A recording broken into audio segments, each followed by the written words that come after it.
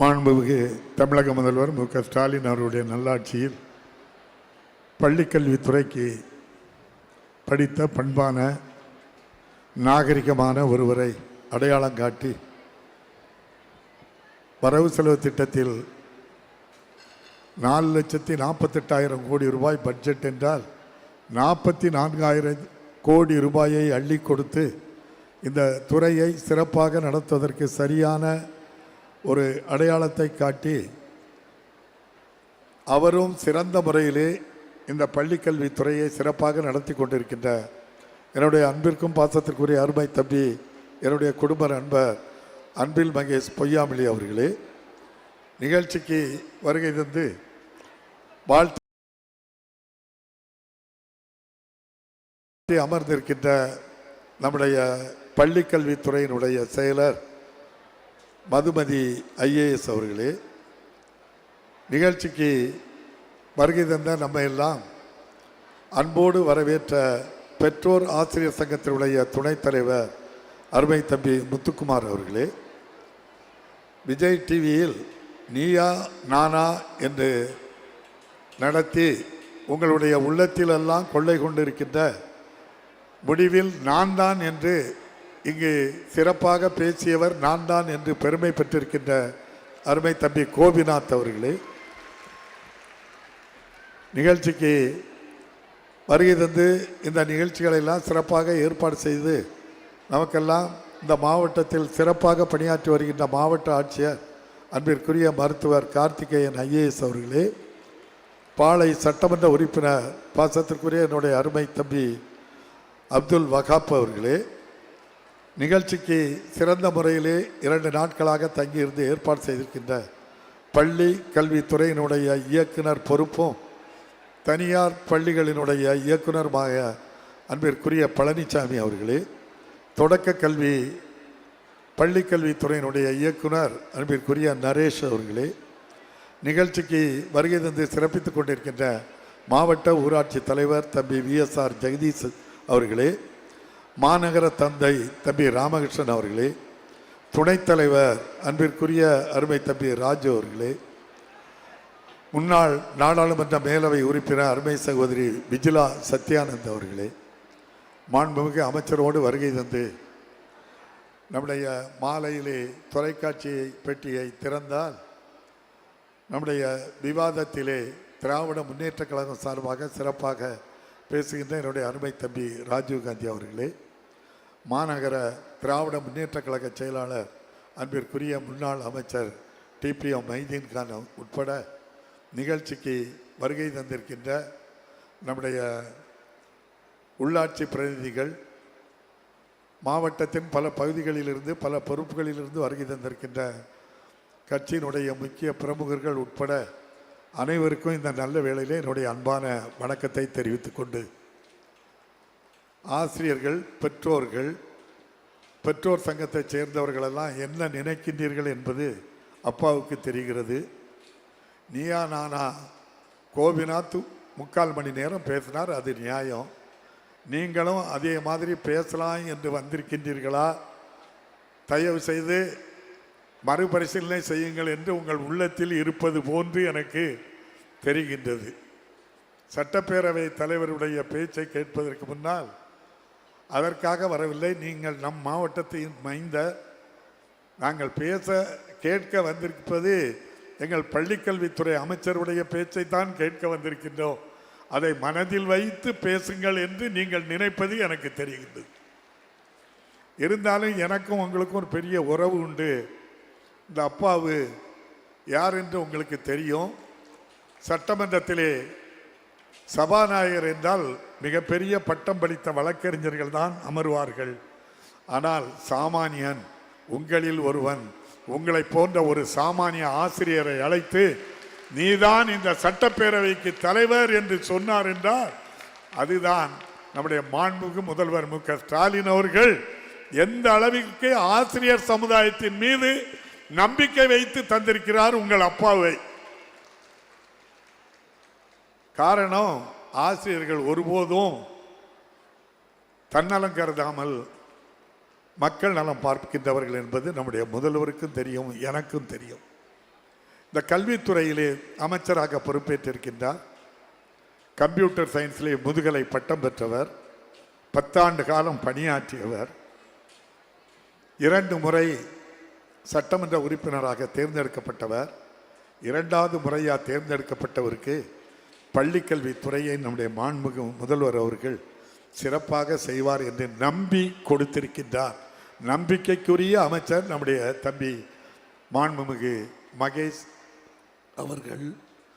என்ன செய்தார் என்று நீங்கள் ஒரு நிமிடம் அவரை 3 ஆண்டு கால சாதனையை திரும்பி பார்த்தால், அவர் படித்து பட்டம் பெற்றதற்கு மட்டுமல்ல, அமெரிக்கா செல்கின்றார், மைக்ரோசாப்ட் நிறுவனத்தை பார்க்கின்றார். இங்கு இருக்கின்ற அறிவியல் தொழில்நுட்பம் நம் பிள்ளைக்கும் வர வேண்டும் என்று புரிந்துணர்வு ஒப்பந்தம் 100 அரசு பள்ளிகளில் ஒப்பந்தம் செய்து, அங்கு இருக்கின்ற பணியாளர்களே இந்த 100 பள்ளியில் வந்து ஆலோசனை சொல்வது மட்டுமல்ல, பயிற்சி கொடுக்கின்ற வாய்ப்பை உருவாக்கி தந்தவர் நம்முடைய பள்ளி கல்வித்துறை அமைச்சர் அவர்கள். இன்று கூட அமெரிக்காவில் இருக்கின்ற நம்முடைய முதல்வர் தொழில் முதலீட்டாளர்களை சந்தித்து தொழில் முதலீட்டுக்காக சென்றவர். இன்று அந்த மைக்ரோசாப்ட் நிறுவனத்தை பள்ளிக்கல்வித்துறை அமைச்சர் சென்ற இடத்திற்கு நம்முடைய முதல்வர் இன்று அங்கு சென்றிருக்கிறார். இன்னும் அது சிறப்பாக இருக்கின்றது எனக்கு.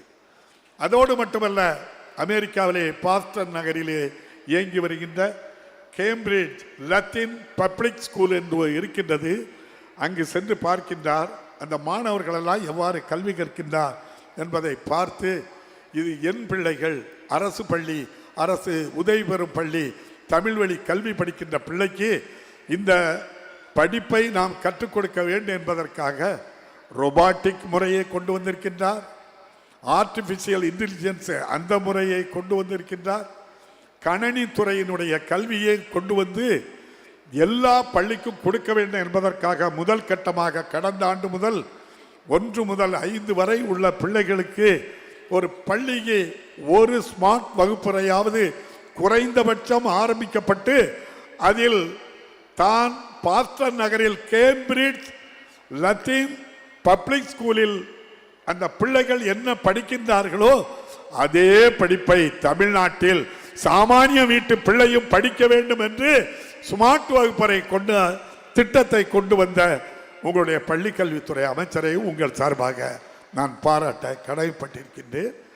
எந்த அளவில் ஒரு அமைச்சர் சென்ற இடங்களில் தன்னுடைய கண்ணுக்கு பட்டதை, தான் தெரிந்ததை இந்த சமூகத்துக்கு கொண்டு சேர்க்க வேண்டும் என்றால் அதற்கு பொருத்தமான இடம் ஆசிரியர்கள் தான்.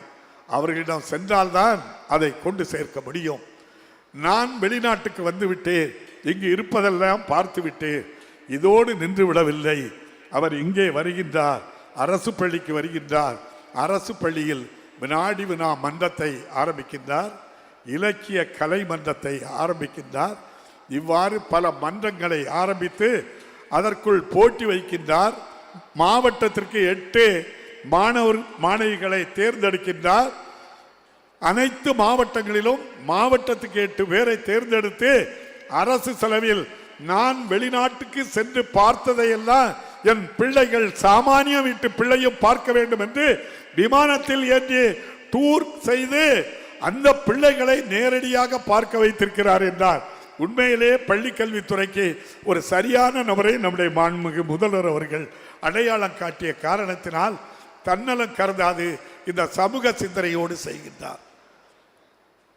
ஒரு காலத்தில் பெண்கள் படிக்க முடியாது, அடுப்போதும் பெண்களுக்கு படிப்பதற்கு.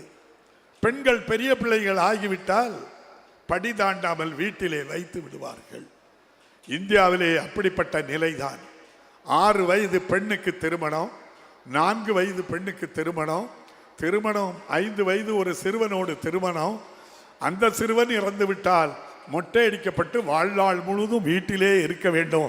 இதுதான் பெண்கள் நிலை. இந்த நிலையை மாற்ற 1920 நீதி கட்சி ஆட்சி வந்தது. பெண்களுக்கு வாக்குரிமை வேண்டும் என்று முதலாக தமிழகத்தில் சட்டம் கொண்டு வந்த மாநிலம் தமிழ்நாடு தான். நான் பார்க்கின்ற திசையெல்லாம் மகளிர் ஆசிரியர்கள், மகளிர் வெள்ளம் போல் இருக்கின்றீர்கள். எனக்கு ஆச்சரியம். முதல்வர் ஒரு சட்டத்தை போட்டார், 1 முதல் 5 வரை பெண்கள் தான் ஆசிரியராக இருக்க வேண்டும். பெண்கள் படிக்க வேண்டும். 8 படி திருமணத்துக்கு 6000 தருகிறேன், 10 படி 10,000 தருகிறேன், 12 படி 25,000, பட்டம் படி 50,000 தருகிறேன் என்றார். படி படி என்றார். அதன் வழியில் வந்த இன்றைய முதல்வர் மு க ஸ்டாலின் புதுமை பெண் திட்டத்தை அறிவித்து 12 படித்து பட்டம் படிக்க சென்றால் மாதம் 1000 ரூபாய் தருகிறேன் என்றார். பஸ்ல கட்டணம் இல்லாம போனா பெண்கள், கலைஞர் உரிமை தொகை என்றால் பெண்கள், புதுமை பெண் திட்டம் மாதம் 1000 என்றால் பெண்கள். மாணவர்களை கேட்க நாதி இல்லையா என்றீர்கள். யாருக்கு கேட்டோ கேட்கலையோ முதல்வருக்கு கேட்டது. இந்த ஆண்டு முதல் அரசு உதவி பெறும் பள்ளியில் படித்து 12 படித்து முடித்து பட்டம் பெற கல்லூரிக்கு செல்கின்ற மாணவனுக்கும் மாதம் 1000 ரூபாய் வழங்குகின்ற ஒரு அற்புதமான அரசு தமிழ்நாட்டில் செயல்பட்டு கொண்டு இருக்கிறது.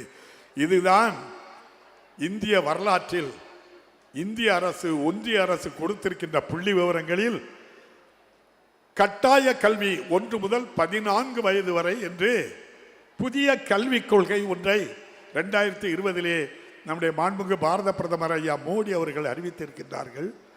மோடி அவர்கள் அறிவித்த காரணத்தினால் 1 முதல் 14 வரை கட்டாய கல்வி கூடாது என்று இந்த அரசு சொல்லவில்லை.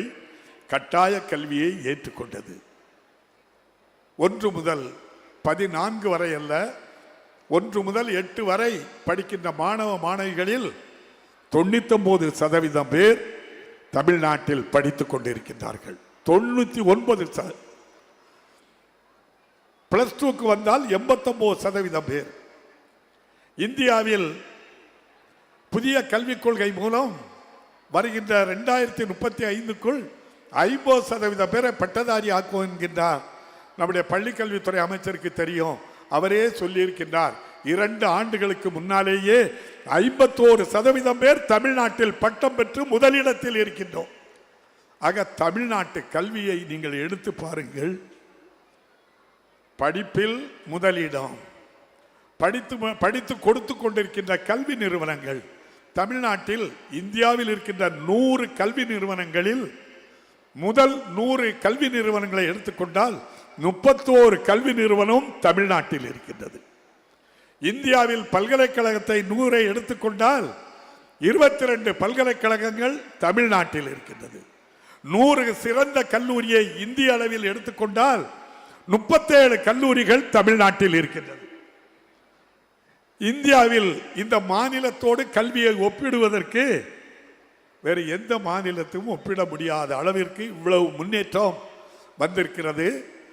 அதற்கு தந்தை பெரியார், பேரறிஞர் அண்ணா, பட்டி தொட்டி எல்லாம் பள்ளியை திறந்த பெருந்தலைவர் காமராஜர், மதிய உணவை கொடுத்த காமராஜர், உயர் கல்விக்கு உயிர் மூச்சு விட்ட நம்முடைய மாண்புமிகு மறைந்த தலைவர் கலைஞர், பெருந்தலைவர் காமராஜர் மதிய உணவு திட்டத்தை கொண்டு வந்தால் காலை சிற்றுண்டி திட்டத்தை கடந்த ஆண்டு கொண்டு வந்து இந்த ஆண்டு அரசு உதவி பெறும் பள்ளியில் 20,30,000 பேர் தினம் காலை சிற்றுண்டி திட்டத்தை பெருந்தலைவர் காமராஜர் வழியில் வந்த இன்றைய முதல்வர் தந்த திட்டம்.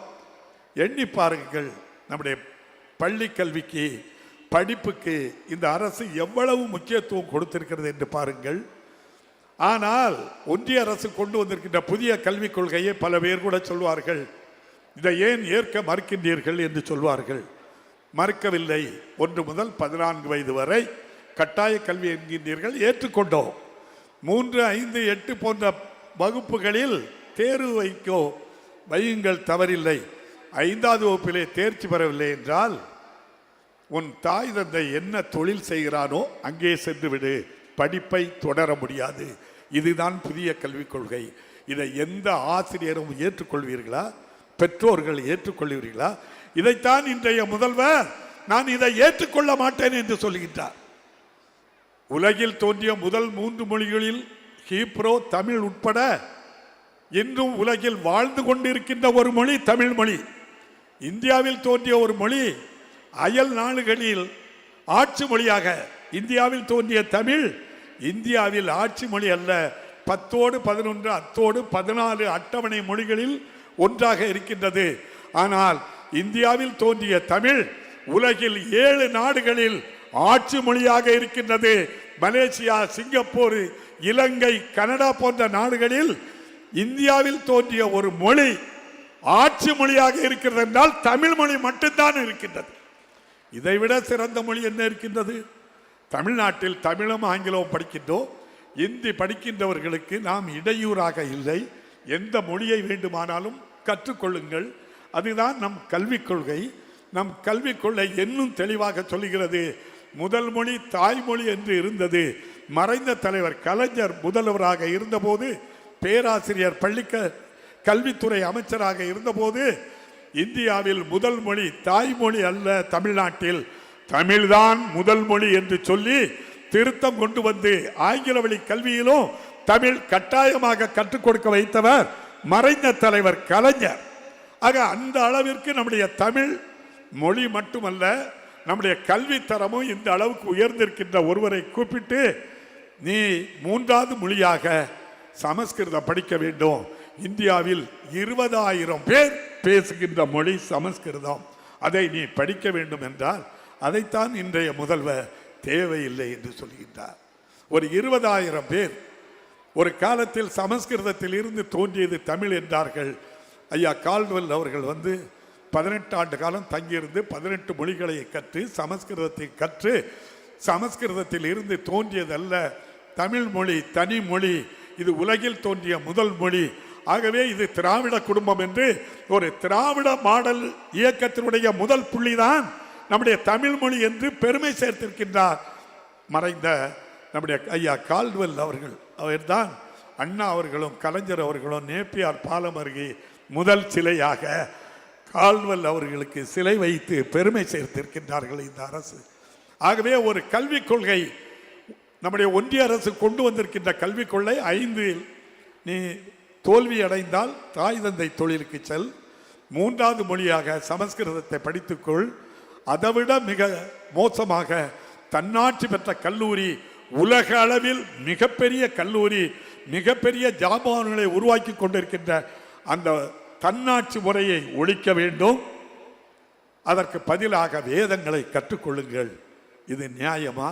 இதைவிட கொடுமை நீட் தேர்விலே கொடுமைப்படுத்தியது போன்று நீ 12 படித்து பட்டம் படிக்க சென்றால் நீட் தேர்வு போன்று இந்திய அளவில் தேர்வு எழுதி அதில் இடம் கிடைத்தால்தான் நீ கல்லூரிக்கு செல்ல வேண்டும். உன் வீட்டு முன்னால் இருக்கின்ற கல்லூரியில் படிக்க உனக்கு அனுமதி இல்லை.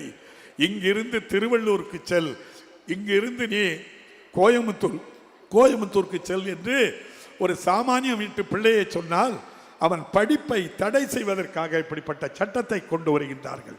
இந்தியாவில் 710 மருத்துவக் கல்லூரி என்றால் தமிழ்நாட்டில் 78 கல்லூரிகள் இருக்கின்றது.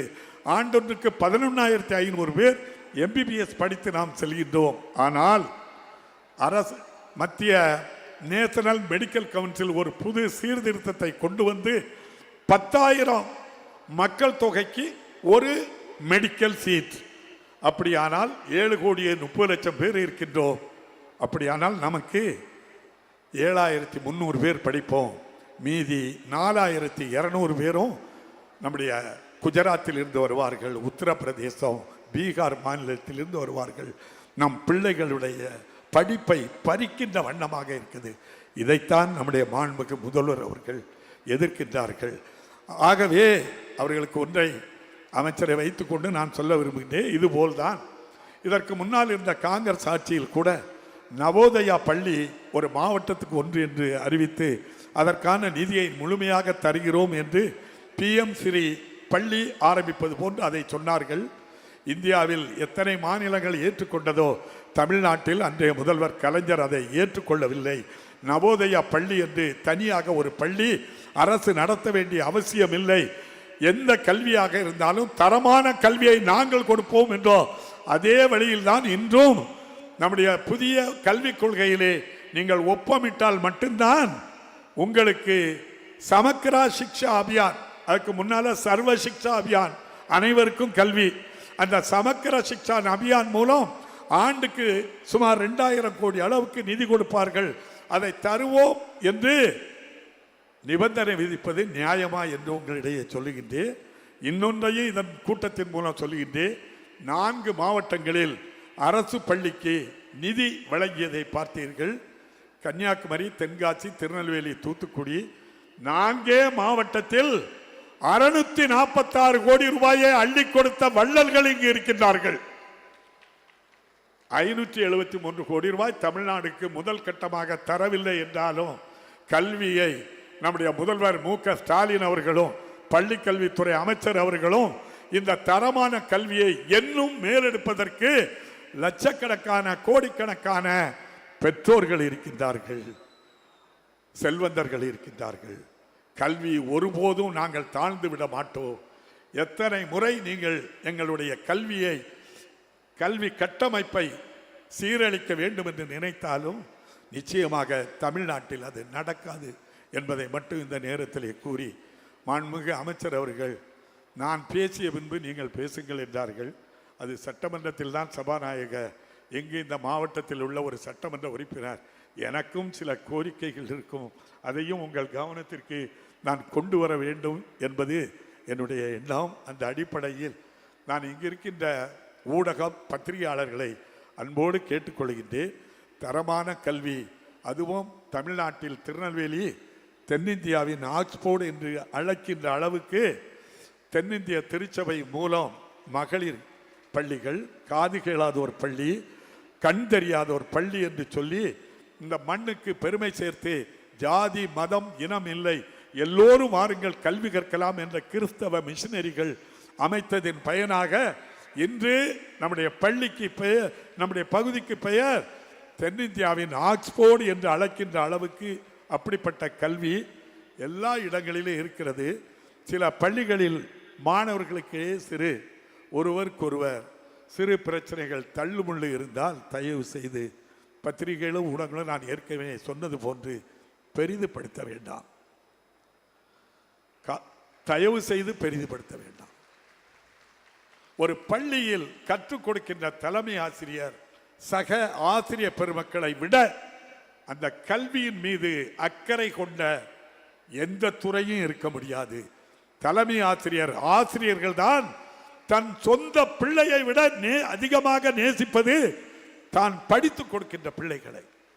10ஆம் வகுப்பு தேர்வு நடைபெறுவதற்கு சற்று முன்னால் ஒரு வீட்டில் ஒரு கணவன் ஏன் 4-5 நாளாக ஒரு மாதிரியாக இருக்கிறார் என்றால், என் பாடத்தில் 2 பேரும் ஃபெயில் ஆயிடுவாங்க போலுக்கு, எனக்கு கஷ்டமா இருக்கு, நான் தொடர்ந்து முயற்சி பண்ணி கொடுக்கிறேன், 12ல் அப்படி பேருமோன்னு சொல்லி தன் சொந்த பிள்ளையை விட காலையில் எழுப்பி 3 மணிக்கு முழங்காலிட்டு இந்த பிள்ளையும் பாஸ் ஆக வேண்டும் என்று சொல்லி பெற்றோர்கள் அந்த பிள்ளை பாஸ் ஆக வேண்டும் நினைக்கிறார்களோ நினைக்கவில்லையோ, ஆசிரியர் பெருமக்கள் அதை நினைத்து ஆண்டவரிடம் வேண்டுகிறார். அப்படிப்பட்ட தலைமை ஆசிரியர்கள் அங்கு பெற்றோர்கள் இருக்கின்றார்கள். இந்த பெற்றோர் சங்கம் இருக்கின்றது, கல்வி மேலாண்மை குழு இருக்கின்றது. அவர்களை விட அக்கறையான துறை வேறு எதுவும் இருக்குமா சொல்லுங்க நீங்க? ஆகவே எந்த நிலையிலும் அந்த மாணவனோ மாணவிக்கோ சிறு பிரச்சனை என்றால், அந்த பள்ளியில் பிரச்சனை என்றால், தலைமை ஆசிரியர் சக ஆசிரியர்கள் பெற்றோர்கள் பேசி முடிவெடுத்து மாவட்ட ஆட்சியரிடம் ஐயா உதவி தாருங்கள் என்று சொன்னால் மட்டும்தான் மாவட்ட நிர்வாகமும் காவல்துறையும் அதன் பக்கம் செல்ல வேண்டுமே தவிர அதுவரை அவர்களை பயமுறுத்த அச்சுறுத்த வேண்டாம். கேட்க ஆள் இல்லை என்று தயவு செய்து ஆசிரியர்களுக்கு எண்ணி விடாதீர்கள். நம் பிள்ளைகள், இந்த சமூகம் வளர்ந்திருக்கிறது என்றால் ஆசிரியர்களால் தான் இந்த சமூகம் வளர்ந்திருக்கின்றது. இல்லை என்றால் இந்த சமூகம் இந்தியாவிலே முதலிடத்தில் நாம் இருக்கின்றோம் கல்வியில் என்றால் இவர்களுடைய இரவு பகலாக கண்விழித்து காத்திருந்து கற்றுக் கொடுக்கின்ற பண்புதான் இந்த நிலைக்கு உருவாக்கி இருக்கின்றது. ஆகவே மெத்த பணிவோடு கேட்டுக்கொள்கின்றேன். ஒரு காலத்தில் நாங்கள் எல்லாம் 96க்கு முன்னால் அரசியலிலே வரும்போது டிவியிலே ஒரு செய்தி எடுத்து அது தொலைக்காட்சி பெட்டியிலே வர வேண்டும் என்றால் இங்கிருந்து மதுரைக்கு கொண்டு சென்று மதுரையிலே மோடத்தில் போட்டு அங்கிருந்து சென்னைக்கு சென்று எந்த நேரத்தில் வரும் என்று மதியம் 1:30 மணி என்றால் டிவியை சுற்றி காத்திருப்போம். வரலையே அப்படின்னா சரி இன்னொரு சாயங்காலம் வரோம்பாங்க, சாயங்காலம் போய் காத்திருப்போம். அந்த நிலை தொலைக்காட்சி ஒரு காலத்தில், ரொம்ப காலம் இல்லை, 96க்கு முன்னால் எத்தனை வருஷம், 30 வருஷம் ஆயிற்று. நான் எவ்வளவு தொலைக்காட்சி, எத்தனை தொலைக்காட்சி இருக்குன்னு தெரியுமா எல்லாருக்கும்? இந்தியாவில் 200 கோடி 140 கோடி மக்கள் என்றால் 200 கோடி செல் இருக்கின்றது, 200 கோடி தொலைக்காட்சி பெட்டி இருக்கின்ற நினைத்துக் கொள்ளுங்கள். 200 கோடி இருக்கு. எங்காவது ஒன்று நடந்தாலும் அதை எடுத்து போட்டால் பத்திரிகையாளர்கள் ஒரு செய்தி இல்லையா, இது என்ன நடந்தது அப்படின்னு சொன்னால், அந்த பள்ளிக்கூடத்தில் ஒரு சின்ன பிரச்சனையாம நேரே அவ்வளோ பத்திரிகையாளர்கள் அங்கே போய் நின்று என்ன நடந்தது, அது யாரு, தலைமை ஆசிரியர் என்ன சமூகம் என்ன மதம், மற்ற ஆசிரியர்கள் என்ன சமூகம் என்ன ஜாதி, மாணவன் சண்டை போட்டவன் யாரு, தயவு செய்து அந்த பக்கம் போகாதுங்க. அங்க இருக்கின்ற ஆசிரியர்கள் அவன் ஜாதியை பார்க்கவில்லை, அவன் மதத்தை பார்க்கவில்லை, என் பிள்ளை என்று கற்றுக் கொடுக்கின்றார்கள் அந்த இடத்தில். தயவு செய்து அங்கே செல்லாதீர்கள். நீங்கள் இந்த அரசு ஒவ்வொருவனையும் பட்டதாரி ஆக்க நினைக்கின்றது. தயவு செய்து குற்றவாளி ஆக்கி விடாதீர்கள். தயவு செய்து நீங்கள் குற்றவாளி ஆக்கி விடாதீர்கள். ஆசிரியர்கள் பட்டதாரி ஆக்க நினைக்கின்றார்கள். வேறு யாரும் அதனுள் சென்று மூக்க நுழைக்க வேண்டாம் என்பது என்னுடைய தாழ்மையான கருத்தாக கூறி, இதைத்தான் நம்முடைய மாவட்ட மாண்புமிகு அமைச்சர் அவர்கள் நன்றாக தெரியும். அவர் அமைதியாக இருப்பார், ரொம்ப பேச மாட்டார். ஆனால் பேசிய ஒவ்வொரு வார்த்தையும் எப்படி பேசுவார்னு அப்பாவுக்கு தெரியும். 2வது முறை சட்டமன்றத்துக்கு வந்தார், அமைச்சரானார். 44,000 கோடி நிதி மானிய கோரிக்கை நடைபெறும். மானிய கோரிக்கையிலே கையிலே துண்டு சீட்டு இல்லாமல் 1 மணி நேரம் மானிய கோரிக்கைக்கு தமிழ்நாடு முழுவதும் இருக்கின்ற அனைத்து பள்ளிகளுக்கும் அதனுடைய பிரச்சனைகளையும் துண்டு சீட்டு இல்லாமல் 233 கோடி ரூபாய் 15 பைசா வரைக்கும் சொல்லுகின்ற ஒரு அமைச்சர் இருக்கிறார் என்றால் மாண்புமிகு பள்ளிக்கல்வித்துறை அமைச்சர் தான். அந்த அளவுக்கு புரிதல் உள்ளவர், ரொம்ப பேச மாட்டார். சட்டமன்றத்தில் கேள்வி வரும், எல்லாருக்கும், தம்பிக்கும் கேள்வி வரும். கேள்வி கேட்ட உடனே எங்கள் ஊரில் அடங்கார் குளத்தில் நடுநிலை பள்ளி உயர்நிலை பள்ளி ஆக்க முடியுமா, திசைமலை அருகே சண்முகபுரம் உயர்நிலை பள்ளியை மேல்நிலை பள்ளி ஆக்க முடியுமா, இந்த கேள்வி வந்துன்னா ஒரு கேள்விக்கு பதில் இந்த பள்ளி இப்போது ஆக்க முடியும் முடியாது அப்படி உட்கார்ந்துருவாங்க. அடுத்தால துணை கேள்வி கை தூக்குவாங்க, எல்லாரும் வரிசையாக கொடுப்பேன். எல்லாரும் இப்படி கேட்பாங்க, நிதிநிலை சரியில்லை முதல்வர்கிட்ட சொல்கிறேன் அப்படின்ட்டெல்லாம் ஒவ்வொரு தடையும் ஒவ்வொரு புது புது பதிலை நினைச்சு சொல்லணும். ஆனால் இந்த பள்ளிக்கல்வித்துறை அமைச்சர்கள் அந்த கேள்வியிலே நிறைய பேர் கை தூக்கிறத நான் பார்த்துருக்கேன். இதைத்தான் கேட்பீங்க. ஒட்டுமொத்தமாக எல்லாருக்கும் சொல்லியிருந்தேன், நிதிநிலைக்கு ஏற்ப முதல்வருடைய கவனத்திற்கு எடுத்து சென்று தேவையான இடங்களில் பள்ளி உயர்நிலை மேல்நிலை பள்ளியாக தரம் உயர்த்தப்படும் அப்படின்னு ஒரே வரியில் சொல்லி முடிச்சிருவாங்க. தொடர்ந்து நம்ம தான் பேசணுங்கிறது இல்லை. அதோட இன்னும் முக்கியமானது, ஏன்னா இந்த கேள்விக்கு பதில் சொல்லியாச்சு, தினம் தரம் உயர்த்தப்படுமா பள்ளின்னு சொல்லி அந்த கேள்வியை எடுக்காங்க, அது தேவையில்லை. ஏன்னா அதுக்குள்ள பதில் சொல்லியாச்சு.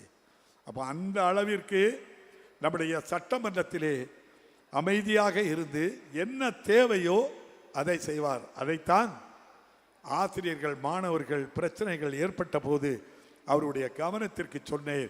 நம்முடைய மாவட்டத்தில் இப்படி இருக்கிறது என்று சொன்னவுடன் அனைத்தையும் உள்வாங்கி கொண்டு பெருந்தலைவர் காமராஜர் சொல்வார், ஆகட்டும் பார்க்கலாம் என்று இவர் சொன்னார். நான் பார்த்துக்கிட்டோம்னே என்றார். அற்புதமாக ஆசிரியர்களுக்கு பாதுகாப்பு கொடுக்கின்ற ஒரு அமைச்சர் நம்முடைய மாண்புமிகு அமைச்சர் பள்ளிக்கல்வித்துறை அமைச்சர். உங்கள் சார்பாக நான் ஒரு ஆசிரியருங்க முறையில் அவருக்கு நெஞ்சார மனமாற நன்றியை அன்போடு தெரிவித்துக் கொண்டு, திருநெல்வேலி கன்னியாகுமரி தூத்துக்குடி தென்காசி மாவட்டங்களில் அதிகமான அரசு உதவி பெறும் பள்ளிகள் இருக்கு, அதிகமான பள்ளிகளும் இருக்கின்றது.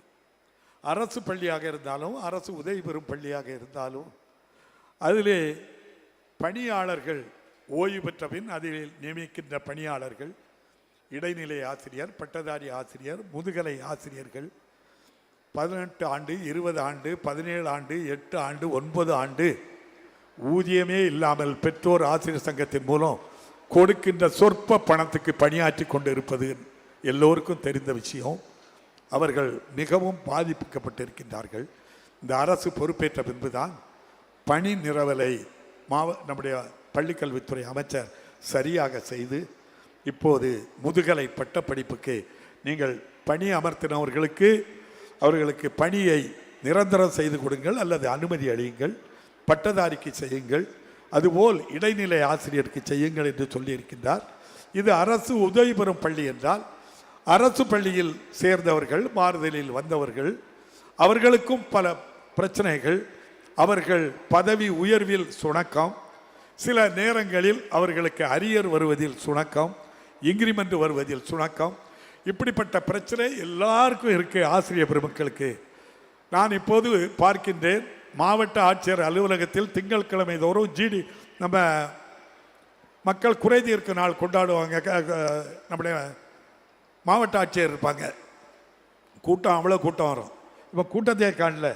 என்ன சார் திங்கட்கிழமை கூட்டத்தை காணலன்னா, எல்லாம் மக்களுடன் முதல்வர் அங்கே கொண்டு மனு கொடுக்க ஆரம்பிச்சிட்டாங்க, மாவட்ட ஆட்சியரை நம்மளாம் அங்கே போயிட்டாங்கன்னாங்க.